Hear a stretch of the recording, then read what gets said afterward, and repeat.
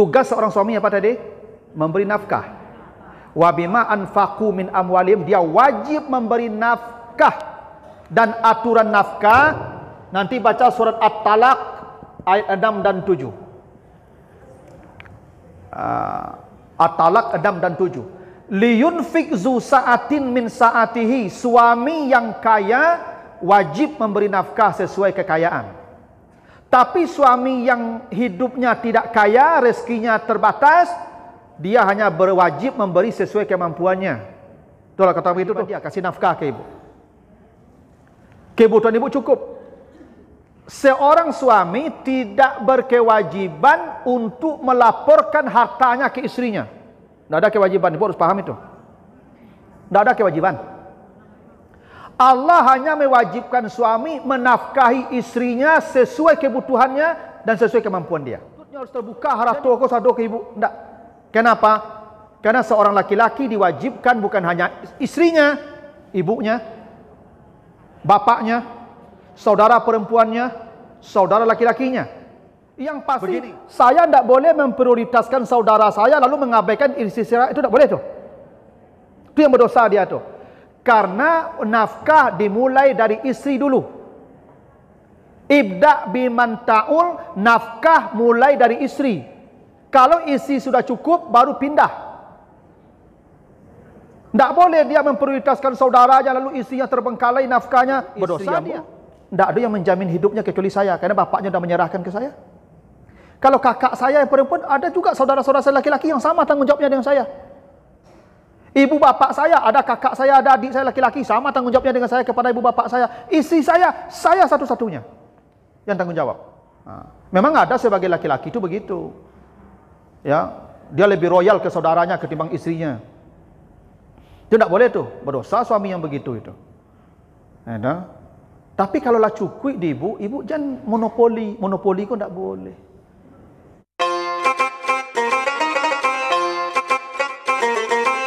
Alhamdulillahirabbil alamin.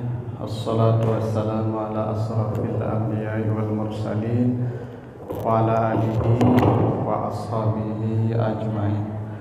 Bapak, ibu-ibu, kaum muslimin sedang taklim yang dimuliakan Allah.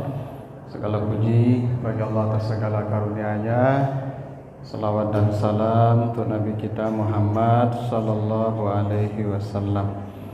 Bapak Ibu yang saya muliakan, pagi ini kita akan bahas redaksi dan apa makna pesan dari surat An-Nisa.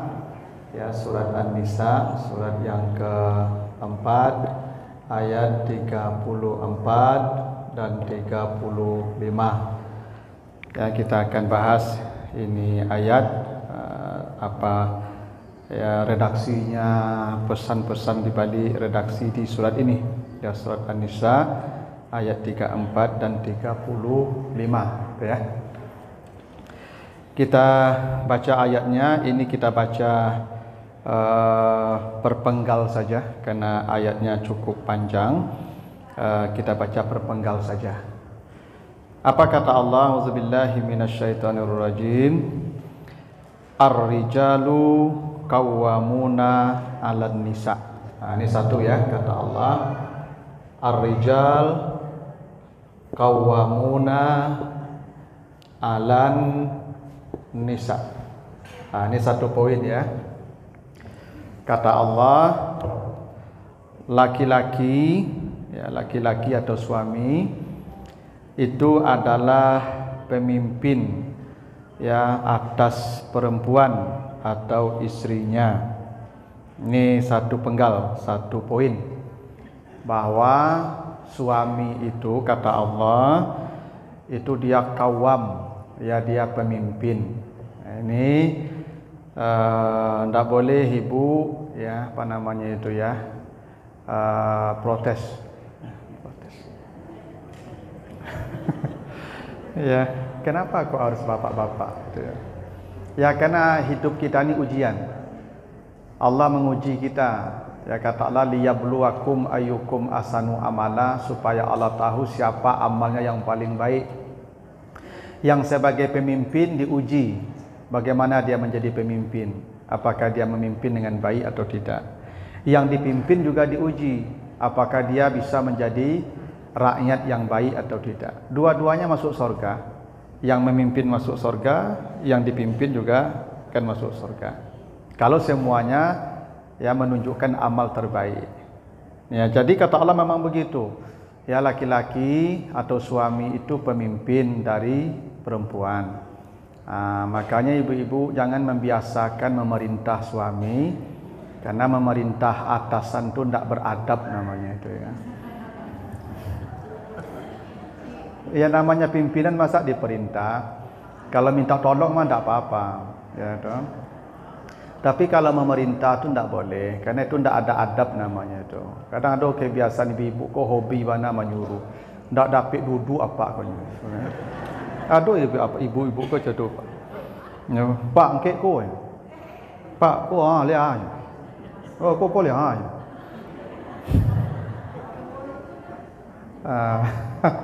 Tidak dapat duduk apa katanya. Itu tidak boleh tu ibu. Ibu kalau minta tolong ya boleh minta tolong, tapi jangan disuruh, karena dia pemimpin, adab ibu kurang namanya itu. Tidak boleh. Jadi pemimpin yang menarik Bapak Ibu begini. Ketika Allah menyebut laki-laki atau suami itu pemimpin, itu pilihan katanya qawwam. Qawwam ya. Qawwam ini Bapak Ibu namanya secara bahasa ya. Itu namanya sigat mubalaghah, kata sifat yang menunjukkan sangat berat, sangat berat.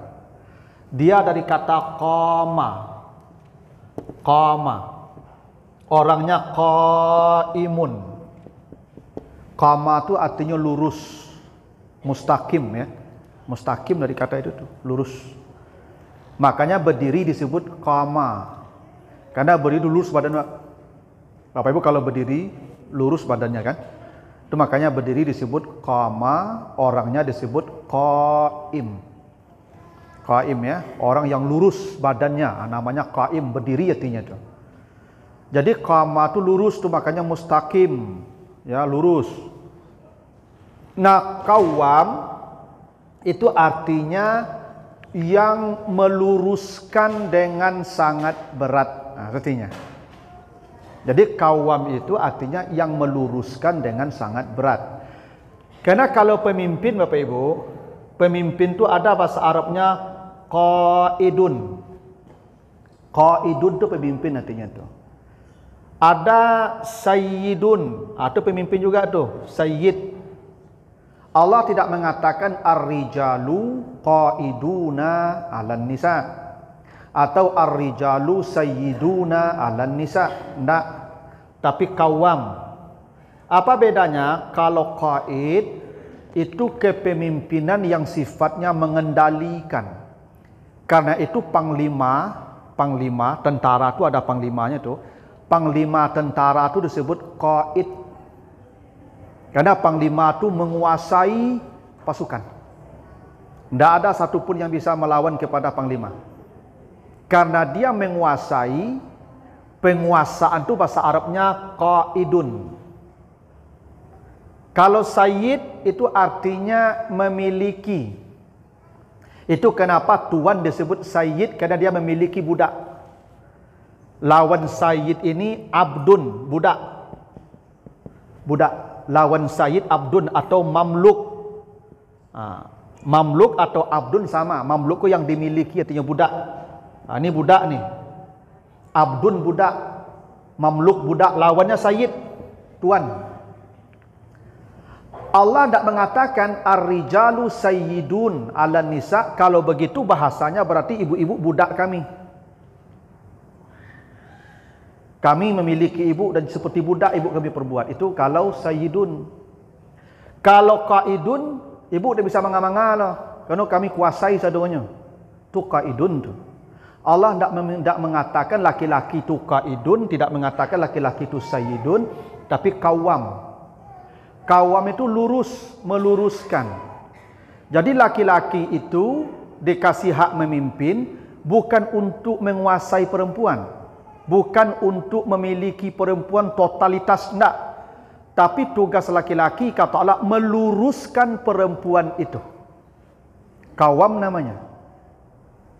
Jadi kalau perempuan itu perlu diluruskan, artinya perempuan itu tidak lurus. Ya itulah. Kalau ibu-ibu kau perlu diluruskan, berarti ibu-ibu kau tidak lurus. Tidak lurus. Makanya laki-laki dikasih tugas qawwam. Lurus.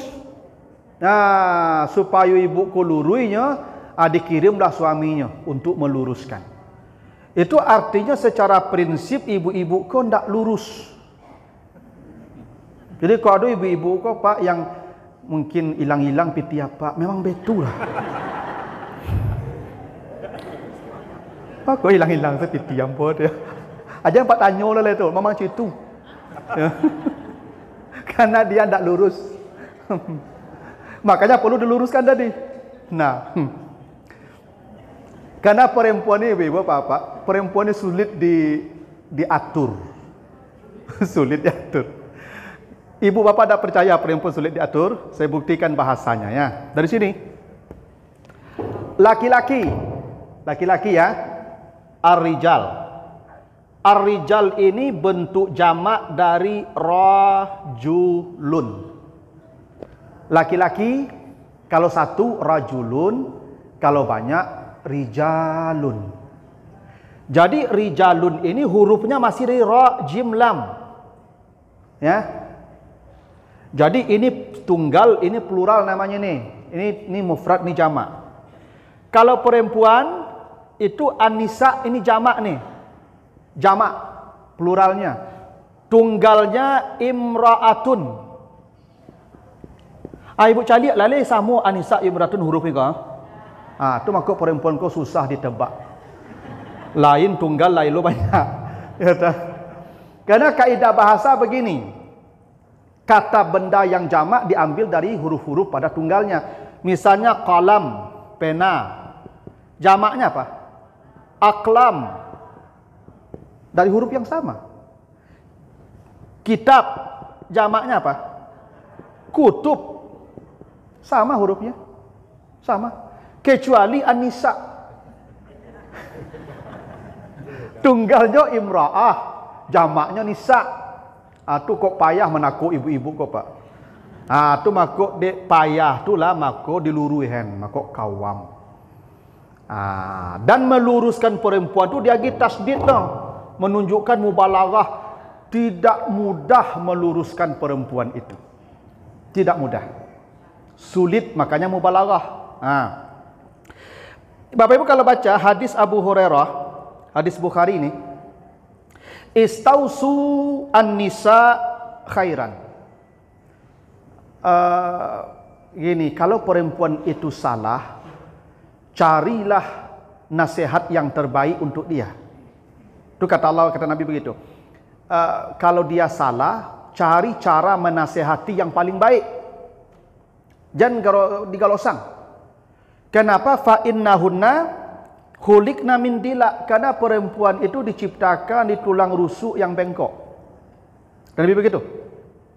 Perempuan itu diciptakan di tulang rusuk yang bengkok. Kalau kau luruskan, kasartah, engkau akan mematahkannya. Kalau kau biarkan, intaraktah, la yazalu a'wad. Kalau engkau biarkan saja, dia semakin bengkok. Itu yang disebut qawwam tadi. Sulit Pak. Sulit. Diluruihannya patah. Dibiarnya makin bengkok. Nya pilihan dua Pak. Yang ketiga tak ada lah. Dua-duanya berdampak buruk Pak. Kau kapak luruihannya patah. Kalau nak kapak luruihannya bengkok. Itu makanya kata Nabi, cari cara nasihat yang paling baik menghadapi dia. Itu kenapa qawwam bentuknya mubalaghah namanya Bapak Ibu. Sulit, yobana sulit. Itu makanya ya Pak kau sebelum menikah dulunya licin, berkilik, gagah. Sajak menikah kau rasa kusui-kusuinya itu.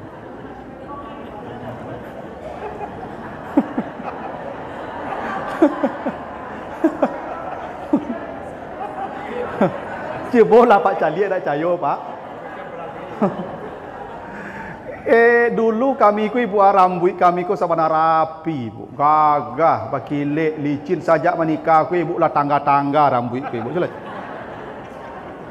Pernah ndak rambut ibu hilang-hilang tangga rambut ibu? Ndak pernah. Itu dia banyak kutu mungkin tu.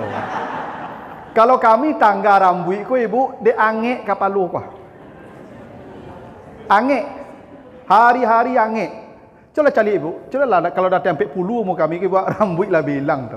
Jadi lah cayo. Jarang rambut kami tu. Dia angek. Ayo.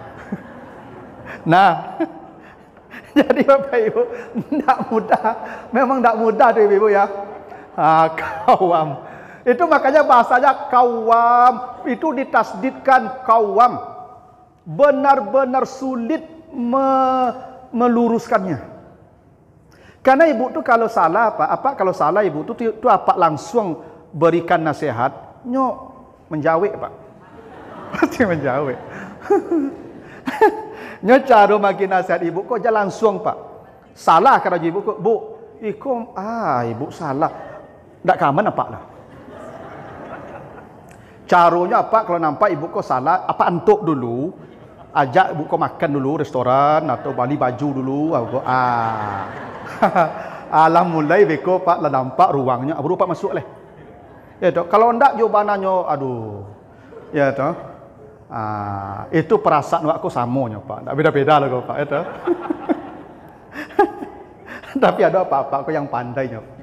Sabananya kok derita ndak jauh beda lah. Nah itu kawam ya. Karena perempuan ini kata Nabi tidak lurus, perlu diluruskan. Gitu. Nah, meluruskan perempuan itu bukti sulitnya Allah menggunakan preposisi ala ya. Alan nisa. Ala itu Ibu. Bukan bi. Allah bisa saja mengatakan ar-rijalu qawwamuna bin nisa. Bisa. Ada kata apa namanya itu? Qaimam bil qisti. Bisa. Allah bisa saja mengatakan qawwamuna bin nisa atau lin nisa, tapi dipilih ala. Ala itu menunjukkan taklif namanya. Jadi kalau sesuatu itu berat, beban, ya kalau beban berat itu bahasa Arabnya itu ala. Coba nanti Bapak Ibu baca di akhir surat Al-Baqarah. Laha ma kasabat. Laha ma kasabat. Alaiha maktasabat. Kalau Bapak Ibu berbuat baik, laha. Laha tu. Kalau Bapak Ibu berbuat dosa, alaiha. Kenapa alaiha? Karena dosa itu beban yang akan dipikulkan ke orang. Makanya orang kalau berdosa Ibu, jiwanya terbebani sampai mati. Karena dosa itu ala, beban.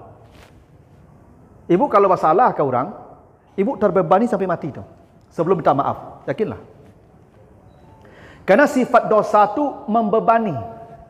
Ala, makanya alaiha maktasabat. Kalau kebaikan ringan, makanya laha makasabat. Kalau kita berbuat baik ringan, karena bukan beban kebaikan. Kebaikan tidak beban, dosa beban. Makanya Ibu kalau berdosa, matanya tidak mau tidur nanti itu. Ibu kalau bercakap je orang, bercakap je tetangga, bercakap je suami, je isteri, pasti itu tidurnya susah. Kena beban, jiwanya terbebani.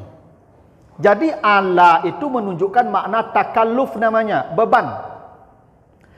Kenapa kepemimpinan terhadap perempuan menggunakan ala?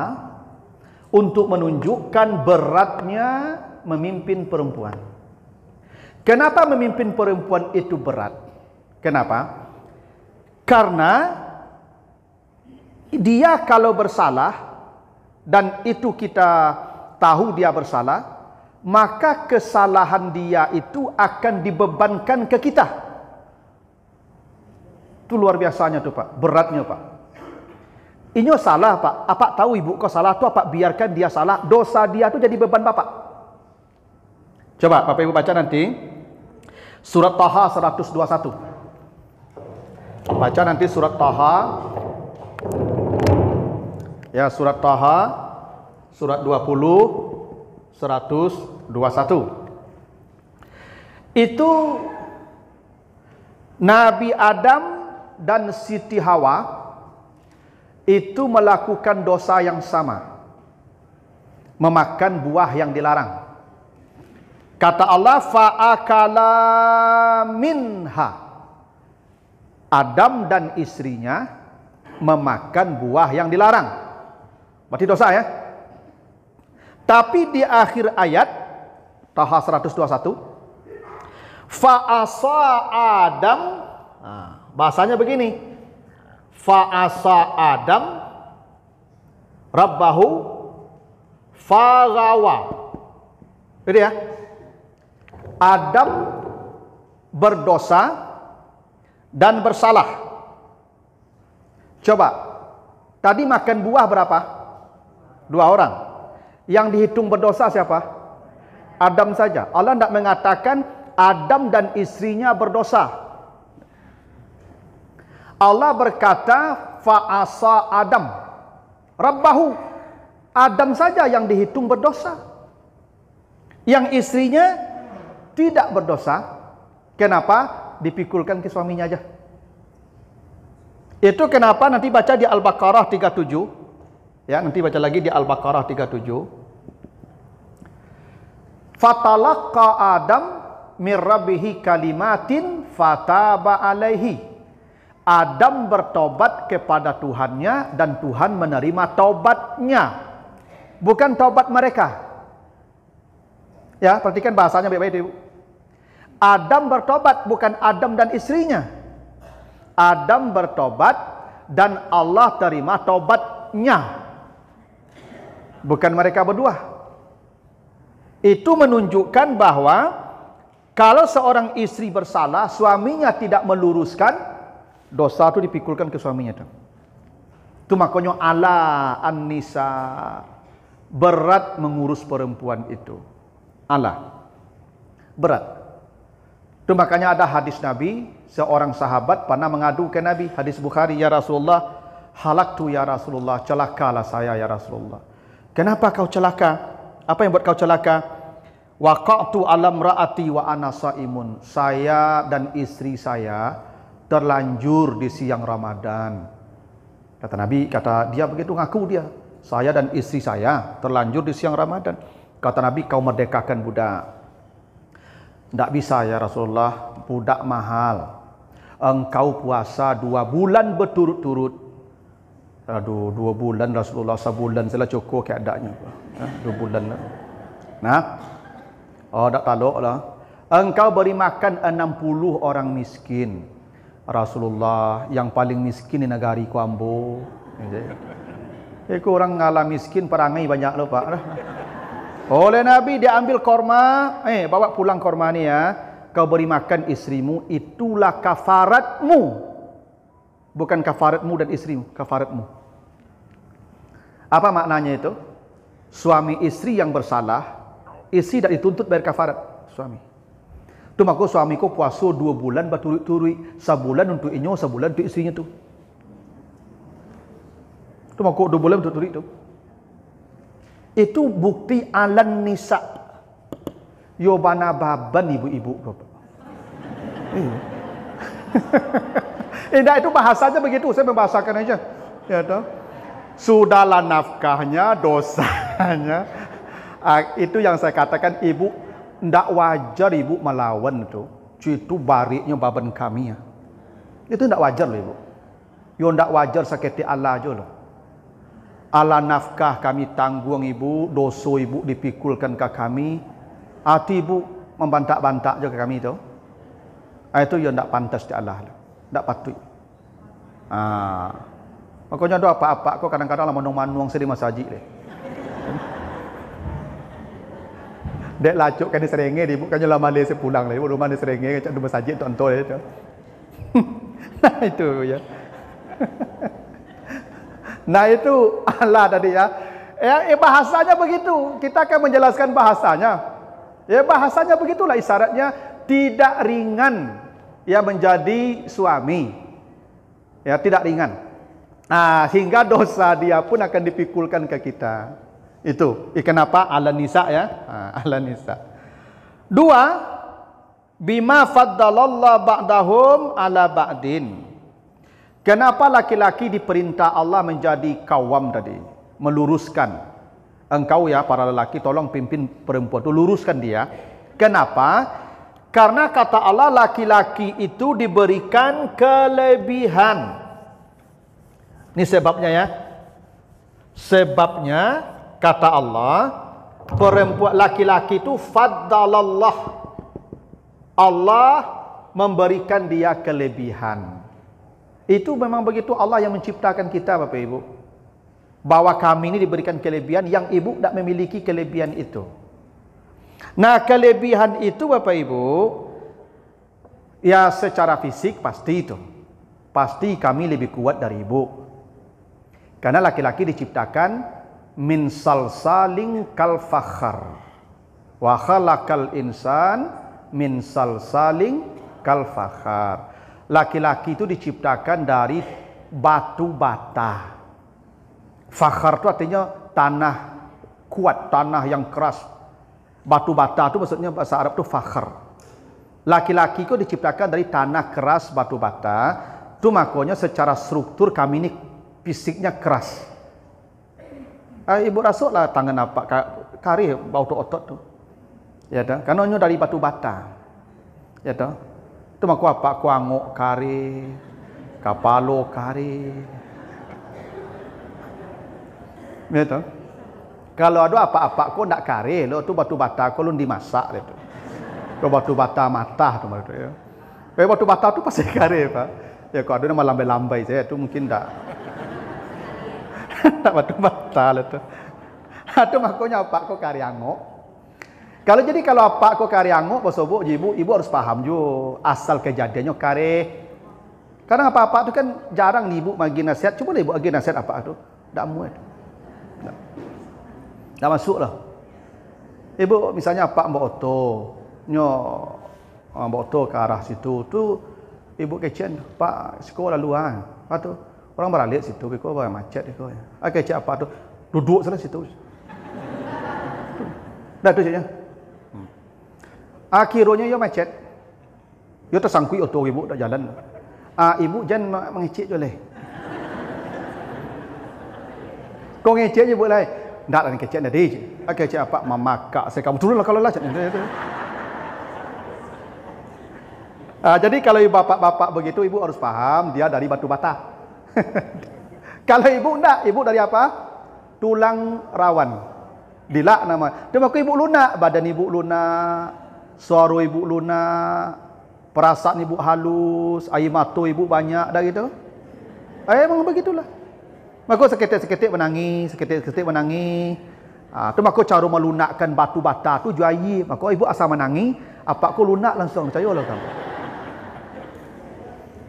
Iyalah. Kalau lama menangis ibu ke Pak, awak luluh langsung Pak. Dah ada cerita lah tu Pak. Asal lama menangis ibu ke tesa isaknya Pak, awak ko nak tantu paduk lah tu Pak. Ya dah, Allah rasa masalah saya tu. Makanya ibu ke mudahnya meluluhkan tanah tu nya tu. Agi air, imato. Ya dah. Itu sudah Allah sudah ciptakan begitu adanya. Kalau ibu sama-sama dari batu bata je kami ibu mungkin ibu pelantiang sekami tu di rumah. Ya sakit saya masalah ibu smackdown kami langsung tu. Ya, untung lewat beda kejadian ibu ya. Itu fisik pasti itu ibu. Tak bisa tu maka kami disuruh kerajo papane-pane bange-ange. Karena fisik kami dagi kareh. Kalau ibu tak bange-ange kerajo ibu loh. Ibu di rumah saja, waqarna fi buyutikuna, wahai para wanita, kalian berlindung saja dalam rumah kalian. Biar laki-laki yang keluar rumah. Karena diciptakan untuk itu. Ini dari tanah, kareh. Gitu. Itu kelebihan tu. Yang kedua, kelebihan akal. Itu tidak bisa dihindari Bapak Ibu. Bukan kelebihan akal tu maksudnya kami lebih pintar dari ibu, tidak.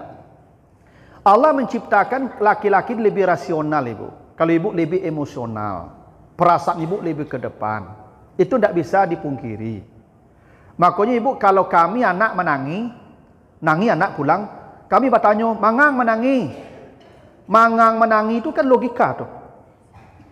Kalau ibu menangi anak, ibu parluk langsung. Tak bertanya lah. Peluk langsung. Kerana ibu pakai perasaan. Dah gitu. Tu mak awak kalau ada masalah, kalau ada sakit, dan ibu mak misal tantuk ke peluk, aduh mak, dah betul. Jarang-jarang orang tantuk peluk abak, dah ada lah tu. Kado itu. Sebab kalau kabak mengadu, bak, tu kau macam liang jalan je abak, dah betul. Kerana abak tu pakai kuah.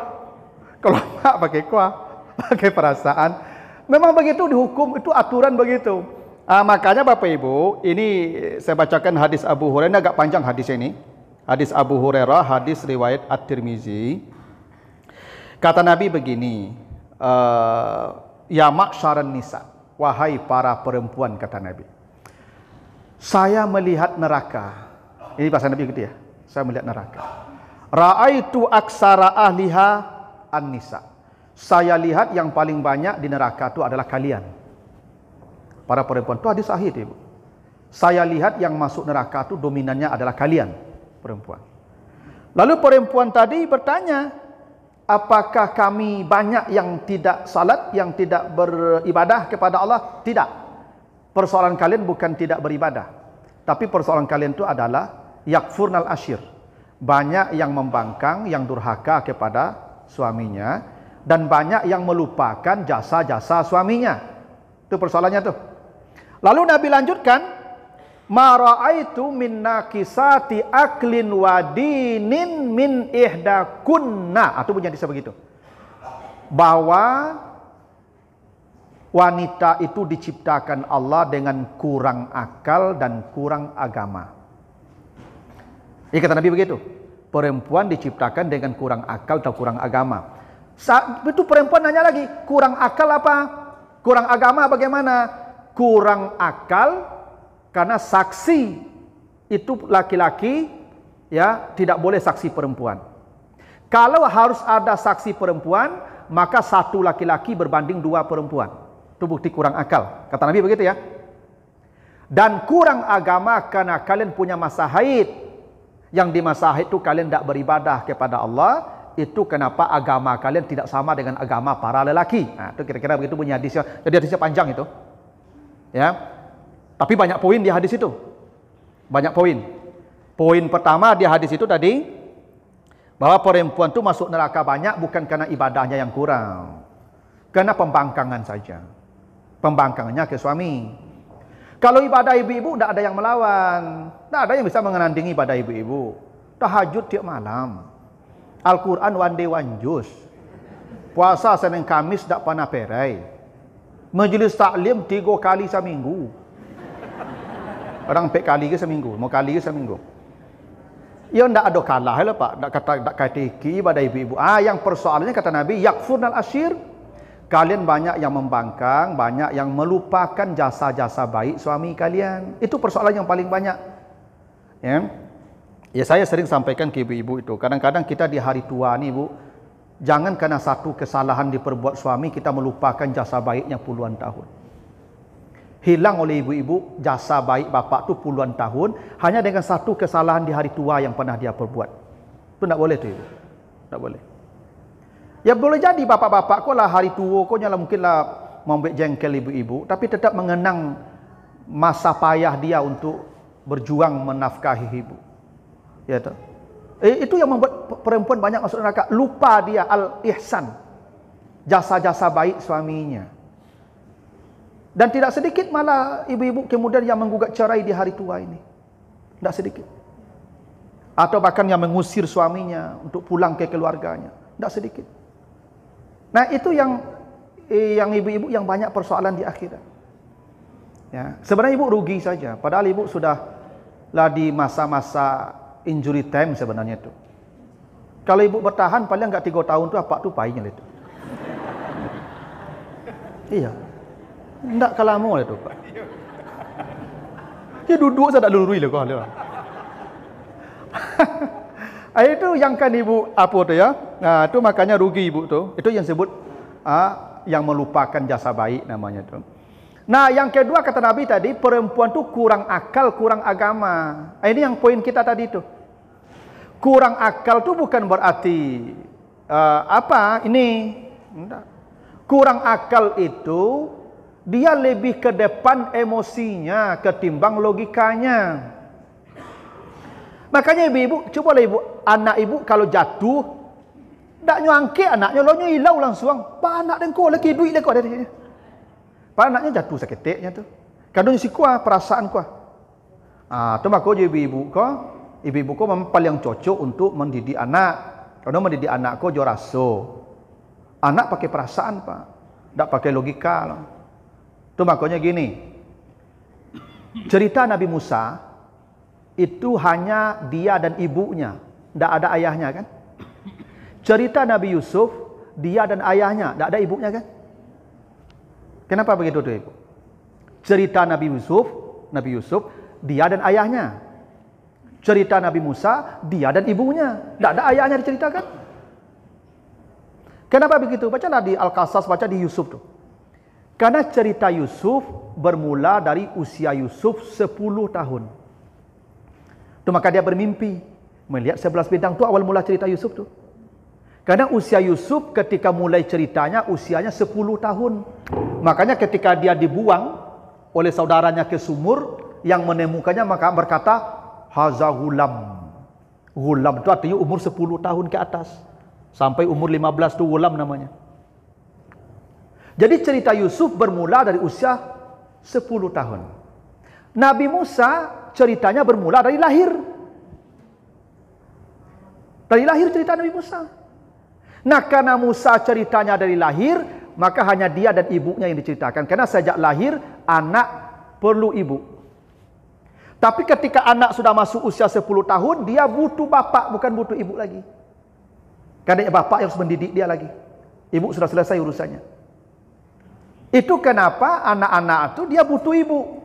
Karena usia 0 sampai 10 tahun dia butuh pelukan, kehangatan, belayan.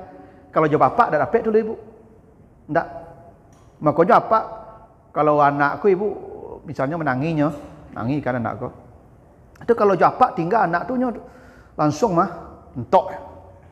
Tu je tu. Tu dah entok. Tak ada bunyinya. Hendak yo entok. Katanya. Janganlah dia percaya ibu tu. Menangis je lah. Antok tak. Kalau ibu nak cerita lah tu, kalau menangis anakku dipadu, dicium, atau anakku menangis je lah. Atau ibu tu menangis dia mah, menangis je lah dia tu. Nah begitulah. Itu kelebihan kami satu ibu ya, akal kami. Jadi itu yang membuat kami bisa meluruskan ibu. Akal. Ya kalau kami tidak ada akal ibu, itu kami lah kehilangan hak memimpin begitu mah. Jadi kalau suami ibu lah error, ambil alih salah leh, tak mula tu. Bisa jadi suami ibu ko lah hang. Ya kan? Lah errornya. Kalau suami ibu lah errornya berarti syarat hilang. Karena syarat dia memimpin tadi faddalallah, dia masih punya kelebihan. Salah satunya kelebihan akal. Ya kan bisa jadi ibu di tengah jalan suami ibu error. Hangnya. Ya tak? Dan tentunya namanya lain. Kalau begitu keadaannya ibu ambil alih lah kepemimpinan tu. Boleh. Kenapa? Syaratnya tak cukup lagi memimpin. Karena dia tak punya kelebihan lagi. Tu ya. Ya memang ibu begitu. Kalau suami ibu lah mulai ndak apa lah, ndak seperti biasa lah pikirannya, itu boleh ibu ambil alih tu. Ya, tapi ibu jangan suruh pulangnya ke keluarganya, tetap dirawat. Tapi ambil alih saja kepemimpinannya. Yang kedua, ini syaratnya nih ibu ya. Syarat seorang suami dia berhak memimpin wa bima anfaqu min amwalihim. Dia memberi nafkah istrinya dengan hartanya. Ini penting nih ibu-ibu. Ibu ya, suami ibu, pemimpin ibu, karena dia beri nafkah ibu dari harta dia, bukan dari harta ibu. Harta dia itu syarat dia memimpin. Ibu kerajo jadi pitilo surang. Kalau begitu caranya, ibu tidak boleh kudeta, tetapnya pemimpin, ya toh. Jangan ibu kereta, dia mencari dah cik ibu. Nah, dia berlanjut ndaklah cik ibu. Anda gitu. Tetap ibu patuh. Tapi kalau dia tidak memberi nafkah sama sekali, diandalkannya itu apa penghasilan ibu, ibu ada itu hak kepemimpinan dicabut tuh. Syarat kedua, perempuan itu laki-laki itu memimpin karena nafkah. Tadi karena kelebihan. Bisa jadi begini, kalau suami ibu lah sakit fisiknya, mungkinnya lah mohon maaf lah lumpuhnya ibu. Ibu boleh mengambil alih kepemimpinan di rumah tangga. Atau akalnya lah hilang tadi, boleh ibu ambil kepemimpinan di rumah tangga. Atau memang tidak mencari nafkah sama sekali. Dia mengandalkan saja pencarian ibu. Maka dalam kasus seperti itu, ibu berhak mengambil alih kepemimpinan di rumah tangga. Karena kepemimpinan itu ada syaratnya, ada dua. Bima faddalallah wa bima anfaku. Kalau yang dua ini tidak dipenuhinya, maka hak kepemimpinan akan dicabut. Jadi ini bukan hak permanen nih memimpin nih ibu. Ikut mencari, tidak makan-makan laluk sedumahnya. Isteri ibu tidak bakal kikari yang mencari lah. Awak nyerenge-nyerenge rumah kerja. Isteri kau salah panjangnya. Untung ibu kau lelok, kau tak nyutubuh apa tu mah. Ya, kalau isteri dah elok, dia nyutubuh lah tu mah. Tak mau lah ke. Ya, kadang ibu kau untung lelok pak. Ibu-ibu kau nyapa masalah pak. Hati itu luar biasa pak. Saberang-berang kawak pak. Sasakit-sakit hati kawak pak. Tak kado niat jahatnya kawak lah pak. Tahulah pak kamu. Ibu-ibu kau pak sasakit-sakit hatinya. Tak kena do niat jahat kawak lah pak. Kalau ibu kau niat jahat lah kawak pak. Lebih selesai kau pak. Yalah. Makan nyong buat mah. Minum nyong buat mah. Ngisi mati be kau tu mah tu. Ya untung ibu kau sabana baik hatinya pak. Baik hati ibu kau. Tak akan ada niat begitu ibu-ibu tu. Tapi kalau apa-apa lah begitu kerajonya, maka rajo indak ya ada mancing-mancing setiap hari kerajo. Ya kan pulang makan, nyerenge ke orang rumah, mencari indak. Kalau begitu hak kepemimpinan tidak ada lagi itu. Boleh dicabut. Ibu boleh tidak mematuhi perintahnya tu. Atas dasar apa ibu patuh ke dia? Dia dipatuhi itu karena hak kita dipenuhinya. Itu kenapa kita patuh. Ya, itu kenapa si suami bukan pemilik. Maka kawam tadi bukan sayyid. Dia kawam meluruskan, bukan menguasai. Gitu. Kecuali dia bermusyawarah. Udah salah di rumah, udah ngasuh anak, biarlah yang bakarajo. Kalau begitu kan kesepakatan. Tidak balu udah salah di rumah. Bisa jadi, ibu kau sayang ke apa kau? Dia ingin apa kau susah loh. Ya kan? Ya. Bisa jadi ada ibu kau gitu pak, sayangnya kayak suami kau. Pokoknya tak tega yang mencari apa kau bakal ringik lah gitu. Ya kan? Biarlah camin-camin saya rumah, tak apa lah gitu. Ya mana tahu ada ibu-ibu itu kan bisa jadi itu. Harancak lah. Apa lah. Ya ada perempuan yang memang penyayangnya ke suaminya itu pak. Tak maunya suaminya kau susah lah. Udah rumah salah. Tak apa lah. Ambo ikhlas. Kalau begitu tak apa-apa. Tak bisa mencabut hak kepemimpinan. Karena ibu yang sepakat menyuruh tadi. Ini dia tak mau bekerja. Ya, itu jadi pemimpin lah tuh. Atas dasar apa? Makanya disebabkan dua sebab. Yang sebabnya harus penuh nih. Dia punya kelebihan akal, punya kelebihan fisik, dan punya kewajiban memberi nafkah. Nah, lalu kata Allah, kalau ini sudah dipenuhinya, fassalihat qanitat hafizat. Tugas seorang istri, fassalihat qanitat hafizat. Ini Bapak Ibu, ini dimulai dengan fa ya. Fa ini dua maknanya nih. Bisa maknanya istinaf, bisa maknanya sababiyah. Kalau fa-nya maknanya istinaf, artinya begini. Kalau engkau ingin dapat istri yang taat dan patuh, menjaga dirinya, hartanya dan suaminya, maka mulailah dengan menseleksi wanita yang saleh. Itu kalau fa'nya istiqnaf artinya itu. Mulai dengan mencari lahan yang baik.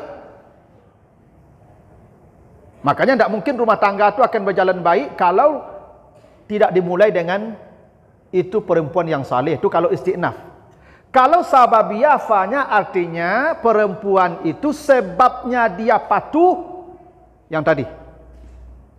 Suaminya punya kelebihan, artinya dia normal sebagai laki-laki dan memberi nafkah. Maka kalau begitu suaminya, tugas perempuan itu tunduk patuh.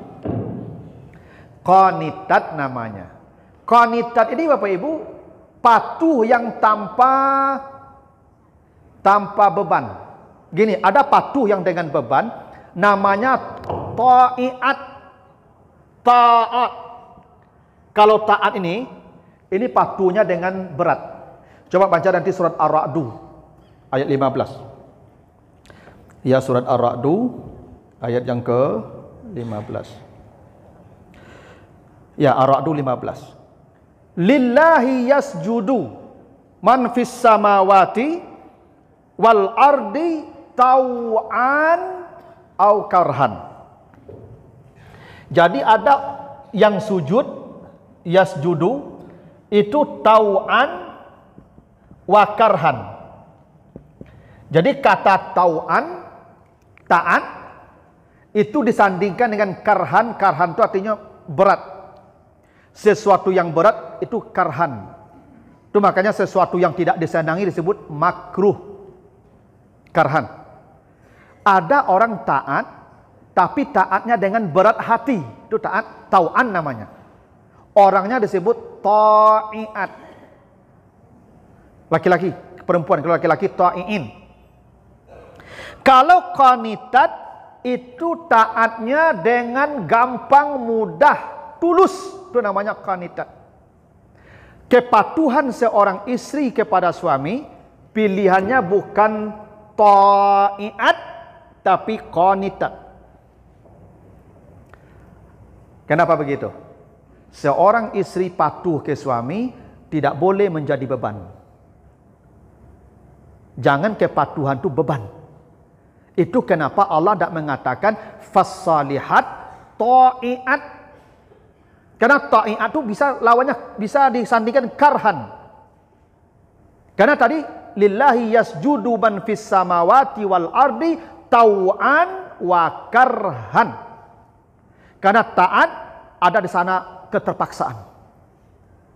Tapi kalau qanitat, taat tanpa keterpaksaan. Maka kalau ibu patuh ke suami dengan dasar keterpaksaan, itu justru menjadi sebab laknat para malaikat.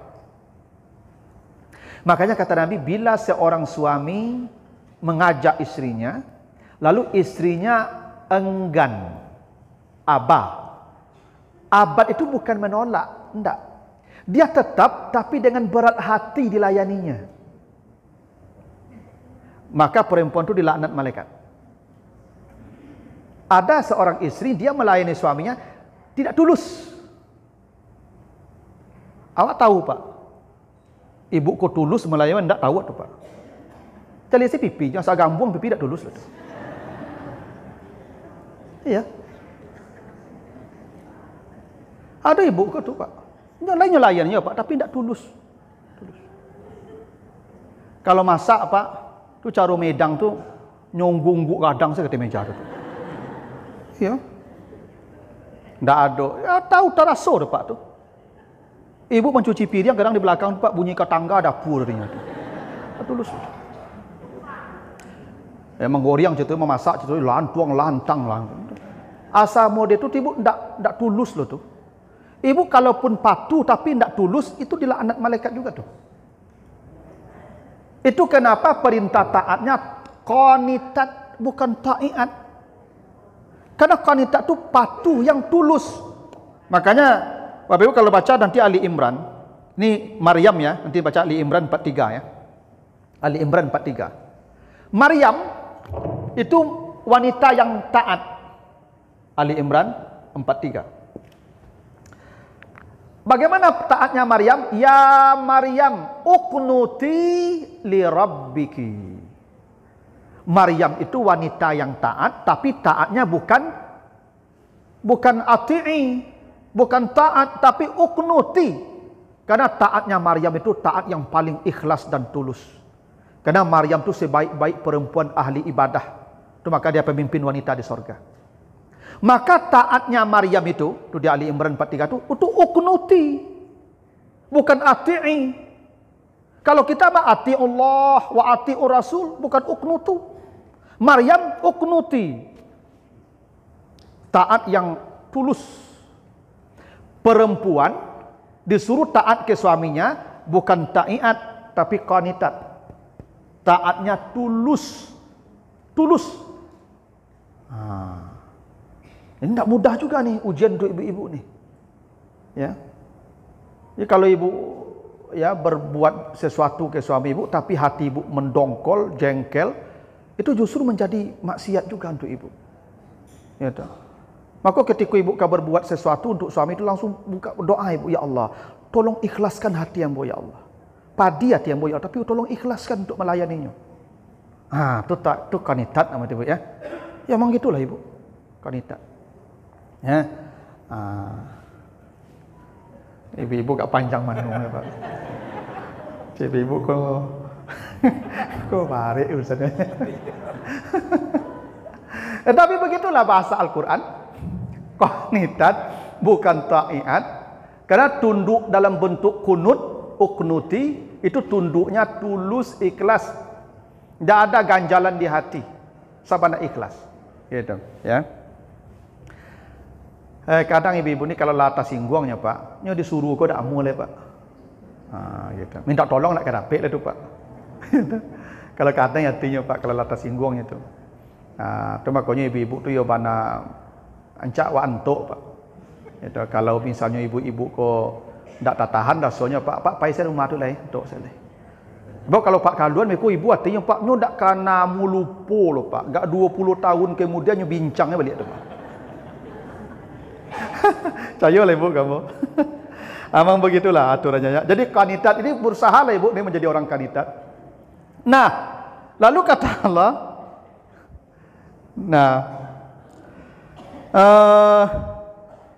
bahkan Bapak-Ibu ya, ini ada hadis ini yang tadi kait dengan ibu yang bertanya tadi. Saking maksimalnya manusia perempuan itu taatnya begini. Ini hadis Abu Hurairah ya, hadis Bukhari.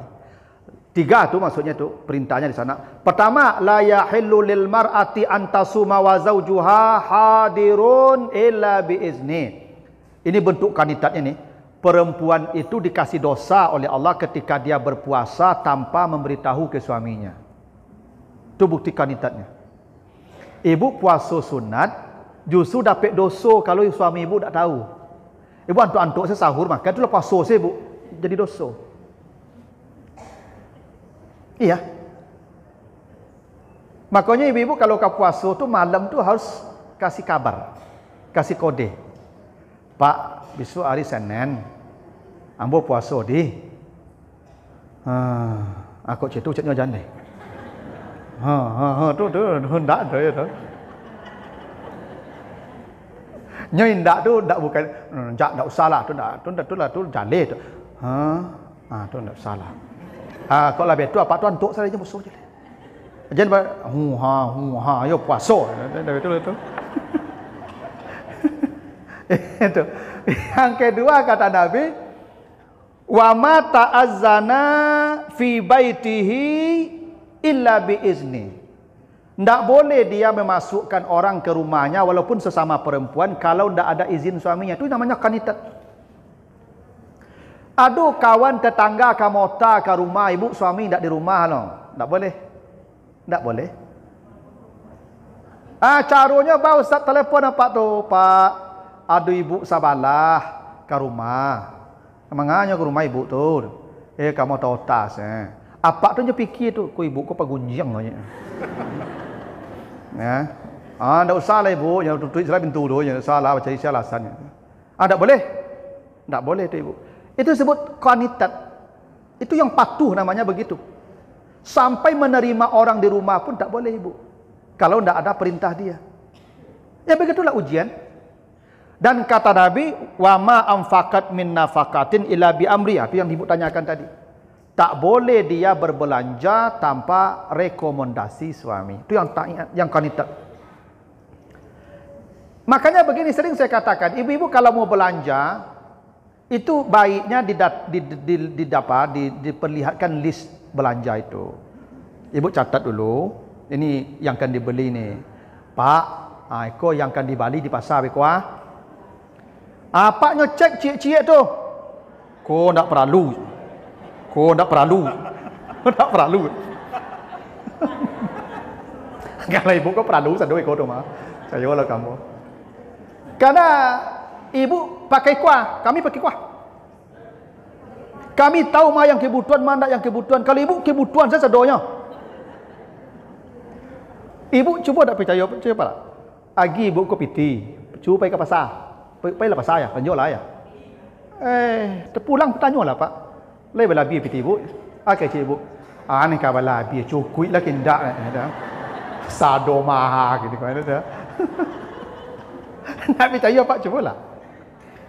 Karena memang begitu ibu-ibu tu makanya tak boleh dia berbelanja tanpa perintah suaminya tu, dan itu yang qanitat tadi.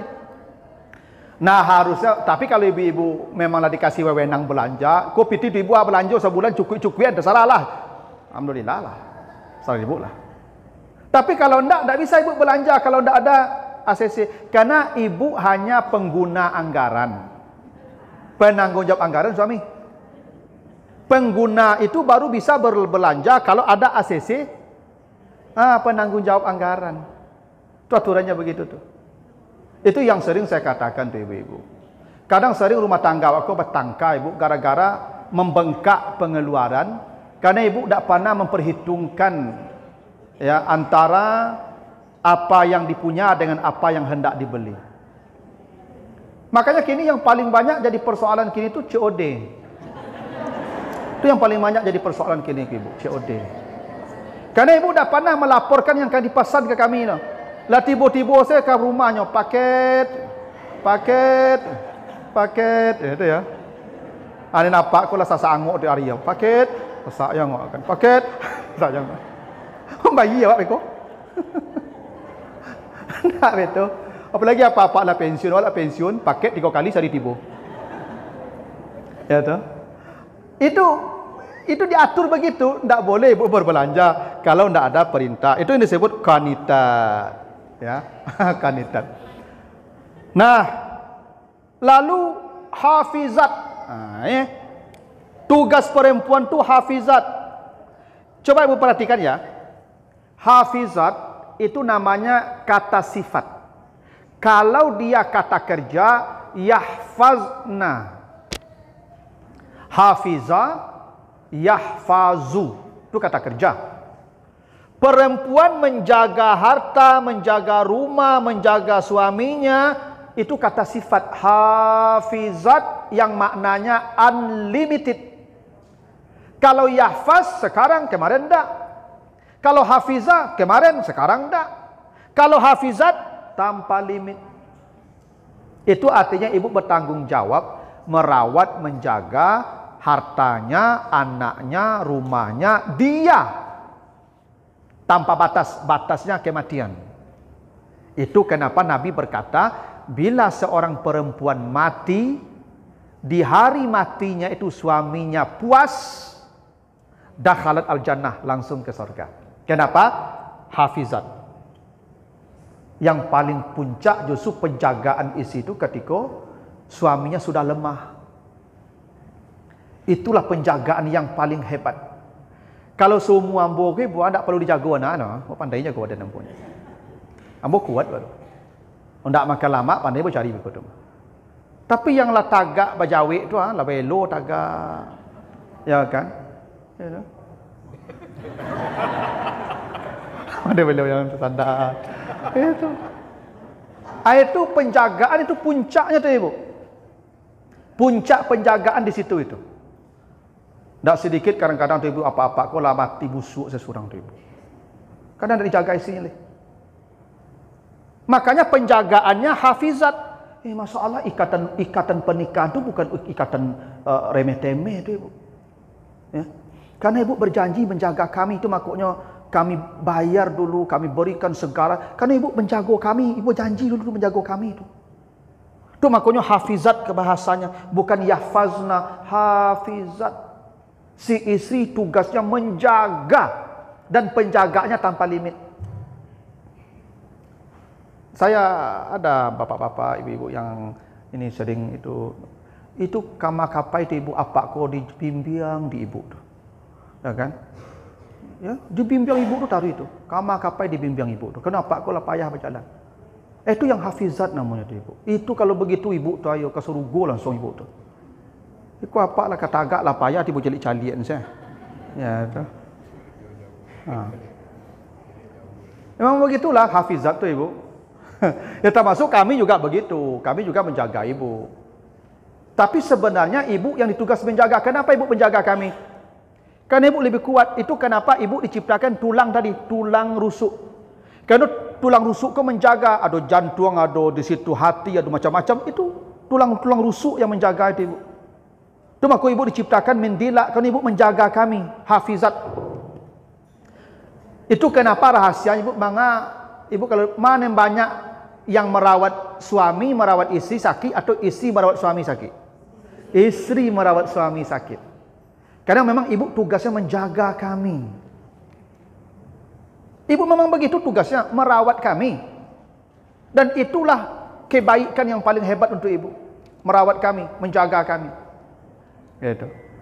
Itu makanya perempuan lebih baik salat di rumah, kata Nabi, salah satunya yang punya suami sakit. Ibu kalau suami ibu sakit, ibu tidak usahlah ke masjid. Ibu salat di rumah sajalah. Cari keredaan dia. Ya beku ibu salat ke masjid lama lah ibu. Dia suruh lah bagai. Apa kau nyala sasak saya anggap tu mati saja lah. Itu payah ibu urusan nanti di akhir tu. Kau kesalnya ibu ketika kau mati tu. Ya, kecuali apa kau mungkin asam uratnya naik seketik. Atau dah tinggal lalu ke mati dia tu lama lah tu. Tapi kalau sasak anggap ibu tu aja tinggal je lah tu. Tak lama lah tu. Ya tu. Itu hafizat namanya. Nah, yang paling bagus gini lah, saya sarankan ibu-ibu kalau paikan kamari, kalau ada ibu pai, jangan tinggal apa tu nya.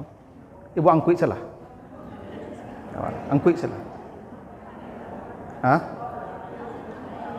Iya, ambo sarankan begitu. Kok mati ketika ibu tinggal miko?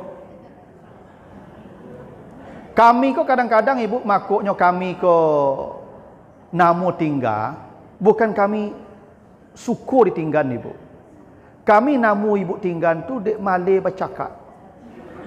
Pak lah gai-gai kau tangka-tangka ndak mu. Ya tak. Kadang ibu-ibu kau tatagahan ditagahan ndak mu tagahan. Itu makanya hafizat dalam bentuk kata benda, bukan kata kerja. Penjagaannya unlimited, tanpa limit. Jadi benar lah ibu-ibu yang membawa apa-apa pe pengajian mudah-mudahan beliau kau. Ya kan apa kau dibimbing pe pengajian. Wah itu udah tu hafizat nama itu. Ibu-ibu yang mangkui apa aman. Tinggal mati je leh. Yang nak mangkui apa, angkui apa tu besok pergi pengajian. Betul. Tu hafizat nama itu. Dijaga dia. Ya kadang-kadang ibu pergi pengajian apa tinggal di rumah. Ya nak. Habis kau nyambil kopi, surang ambil teh, surang masak, surang lah jengkel saja ibu pengajian jadi masalah tu. Yang paling aman ibu angkui apa tu pengajian. Kau ndak munya tu baca leh. Ya. Kok namu ancak. Ini sampai situ dulu Bapak Ibu. Ibu tadi yang mau bertanya mana? Silakan Ibu. Ya. Mana hukumnya apabila suami enggak jujur kepada istrinya masalah harta, masalah segala macam, apa dia lebih pro ke keluarganya, kakaknya gitu. Segala-gala kakaknya. Sampai dia rela mengambil simpanan anaknya, istrinya, sampai perhiasan segala macam, sampai dia rela berhenti bekerja demi menemani anak kakaknya yang lagi di rumah sakit. Padahal kakaknya ini punya suami yang sah, Pak. Oke. Ini suami yang tidak jujur. Ya. Bagaimana cara kita menghadapi suami yang tidak jujur? Gini, dia tidak jujur itu urusan dia. Dia tidak salat urusan dia. Tidak ada urusan ibu. Dia tidak beribadah urusan dia. Nyo ke pakundo ke nerakonya. Tak kita tanya genyo dosa suami ibu tak kita tanya kah. Tapi kalau dosa ibu kami tanya. Karena kami pengembala ibu. Tukang gembala kalau salah teranak, tukang gembala dicakap orang. Tapi kalau tukang gembala berbuat salah teranak ditanya orang kah. Dah betul. Ibu suami ibu pemimpin.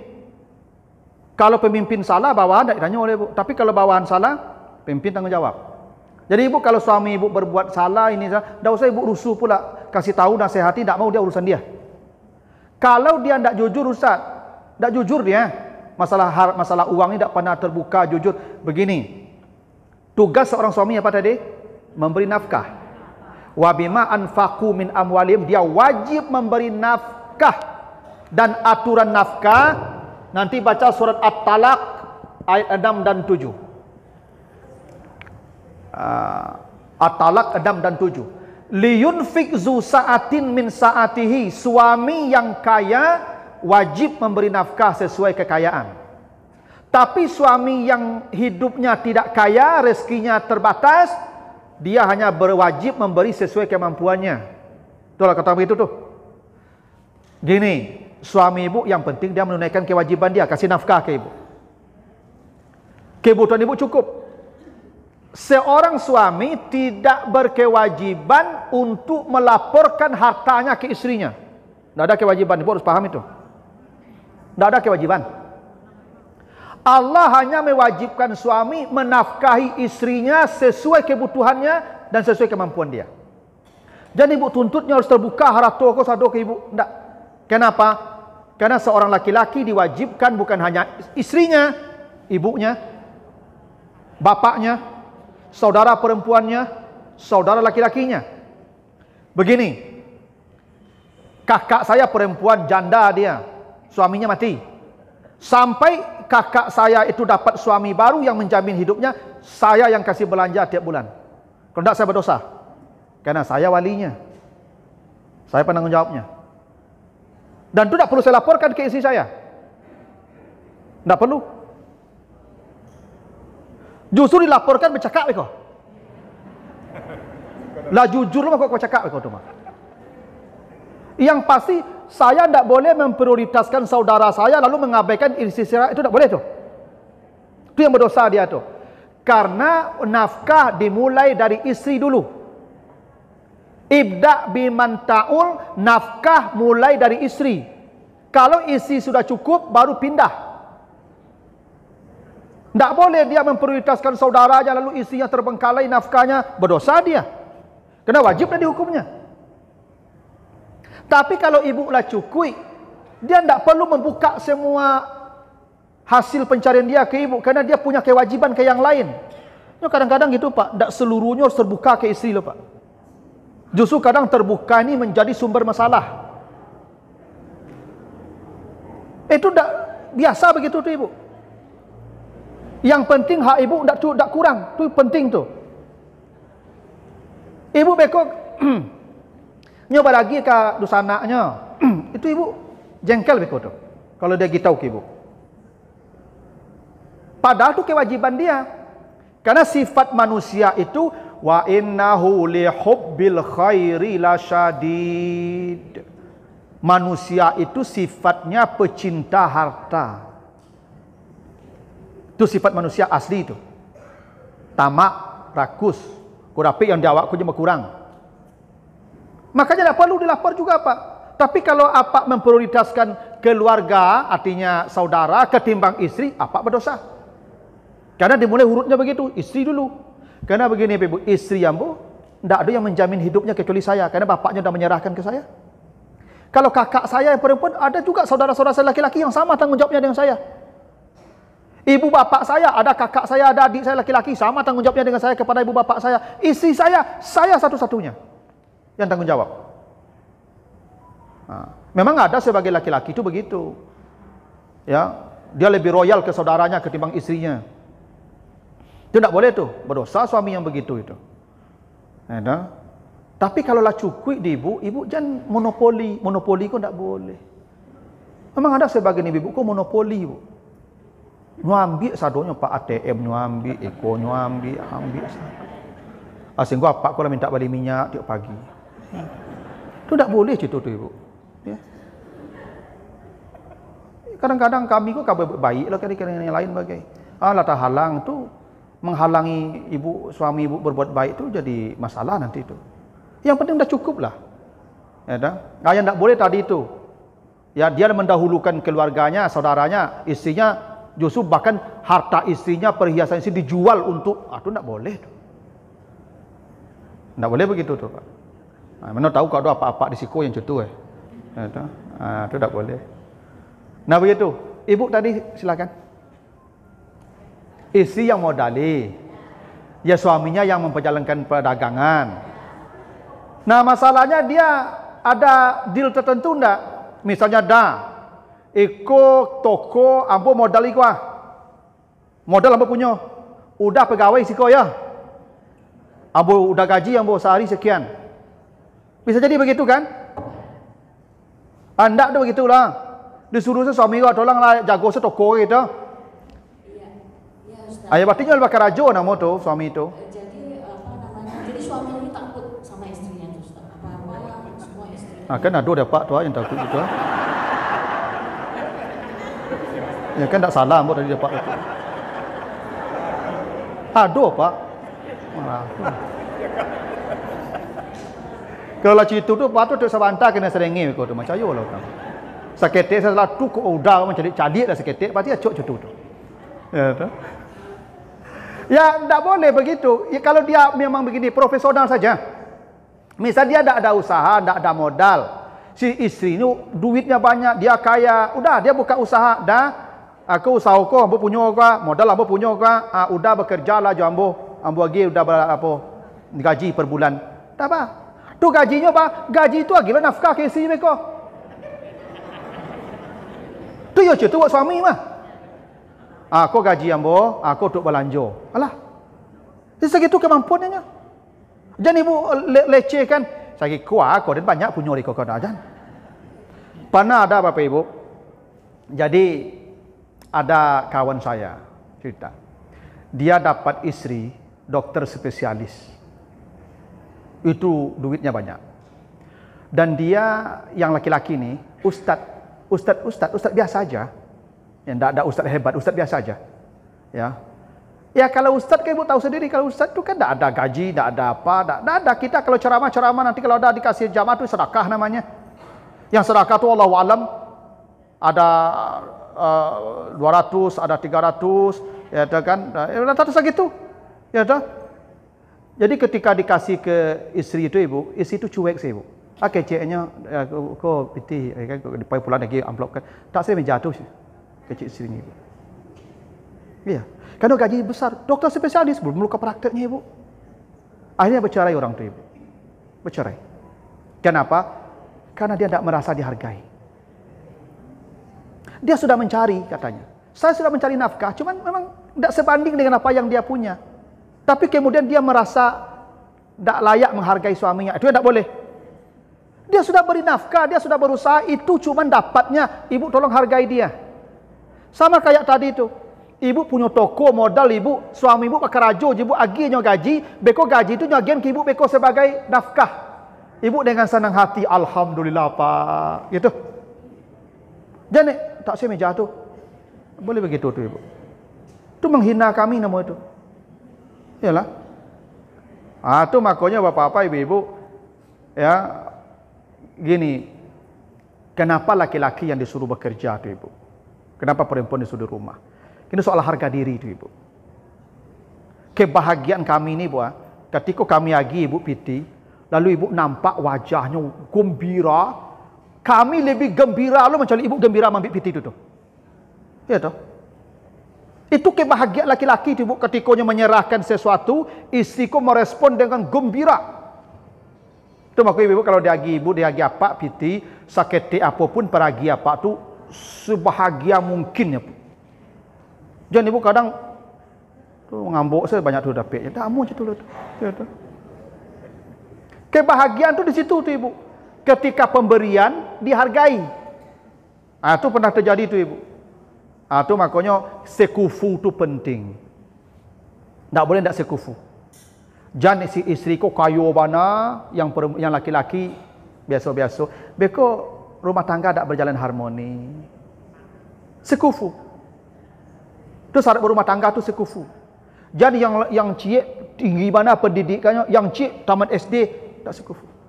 Tak nyambung yang cik kalau. Kalau harmoni begitu tu. Kecuali ada pembandingnya. Misalnya kau apa ko kayu piti banyak tapi bantuannya limonya. Nah, yang ibu ko rancak tangguh rancak tapi miskin. Tu bisa berbanding ikut tu mah. Tu sekufu tu. Yang cik naik dek kantongnya, dan cik naik dek wajahnya. Nya seimbang ikut tu. Ku apa ibu ku rancak kayu pintar, apa ku sudahlah miskin, bantu dak selesai pendidikan SD. Kau dak ada lah kau. Kau dak harmoni kau. Makanya penting sekufu tu. Nah begitu. Ya. Jadi yang tadi itu ibu kasih aja laki istrinya balik.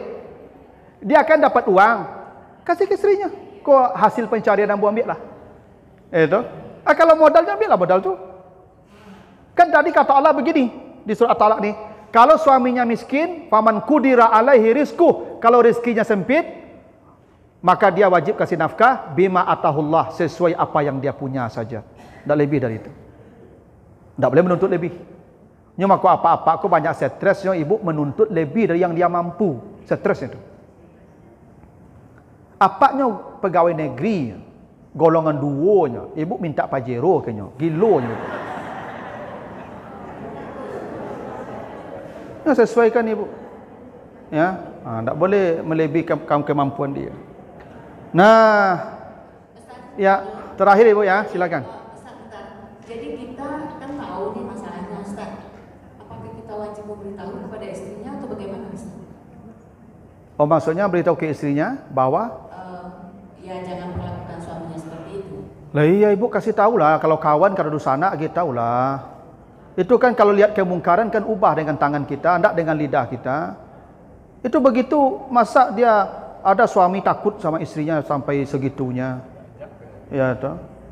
Tetap dia kan hak kepemimpinan tidak hilang selama dia masih punya kelebihan akal dan memberi nafkah.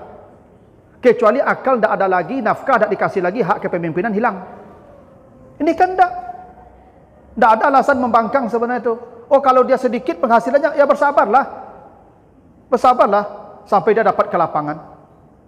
Begitu aturannya.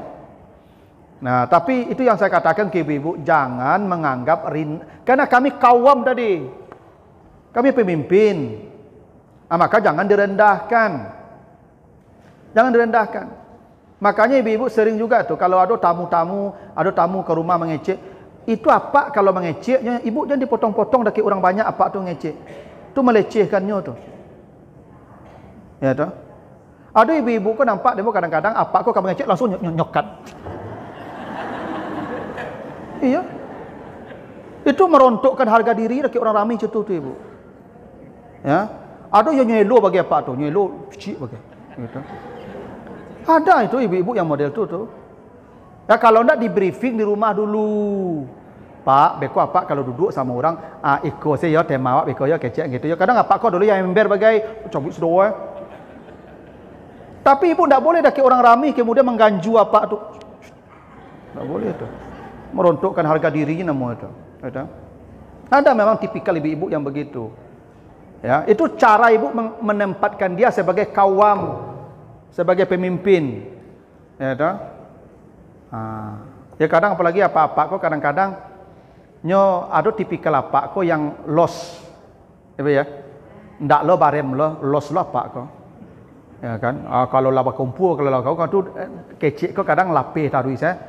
Ibu di briefing apa tu di rumah. Jangan daki orang ramai tu di gituan. Ya tak? Malunya digitukan tu. Nya pemimpin tadi. Tu mempermalukannya nama tu. Tak boleh. Nah, masih ada ibu ya? Terakhir Pak silakan. Bagaimana Oh, bagaimana kalau istriku lah terlanjur memonopoli, dari dulunya monopoli lah Enggak, aduh ya Pak tu Macam-macam Pak.